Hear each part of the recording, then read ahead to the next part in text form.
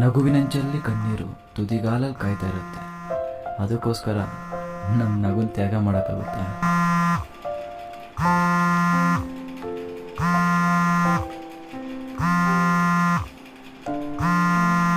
Hello.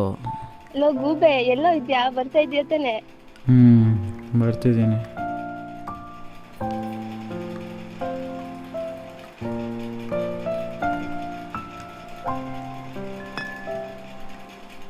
ಆದರೆ ಪ್ರೀತಿಲ್ ಬಿದ್ಮೇಲೆ ಕಣ್ಣೀರು ಸಹಜ ಅನ್ನೋದನ್ನ ನಾನೇನು ಪ್ರಾಕ್ಟಿಕಲ್ ಆಗಿ ತಿಳ್ಕೊಂಡಿರಲಿಲ್ಲ.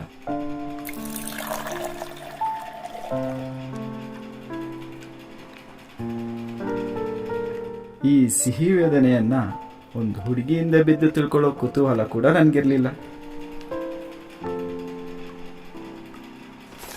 ಎಕ್ಸಾಮ್ ಹಾಲಲ್ಲಿ ಆನ್ಸರ್ ಯೋಚನೆ ಮಾಡ್ತಾ ನನ್ನ ಕಣ್ಗಳು ಆ ಅಪ್ಸರೆ ಮೇಲೆ ಹೋಯ್ತು. ನನ್ನ ಎಕ್ಸಾಮ್ ಮೇಲಿದ್ದ ಇಂಟ್ರೆಸ್ಟ್ ಅವ್ರ ಮೇಲೆ ಶಿಫ್ಟ್ ಆಯಿತು. ಅದಕ್ಕೆ ಆ ಸಬ್ಜೆಕ್ಟ್ನ ಇನ್ನೂ ಬ್ಯಾಕ್ ಇಟ್ಕೊಂಡು ಬರೀತಾನೇ ಇದ್ದೀನಿ.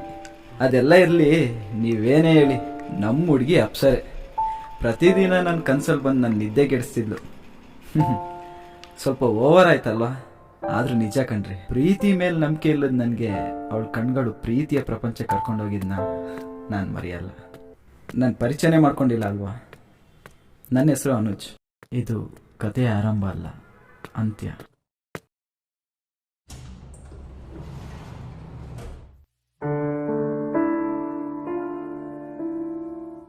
ಇವಾಗ ನಾನು ಎಲ್ಲಿಗೆ ಹೋಗ್ತಾ ಇರ್ಬೋದು ಅಂತ ಯೋಚನೆ ಮಾಡ್ತಾ ಇದ್ದೀರಾ? ಅವಳ ಮದುವೆ, ಆದರೆ ನನ್ನ ಜೊತೆ ಅಲ್ಲ.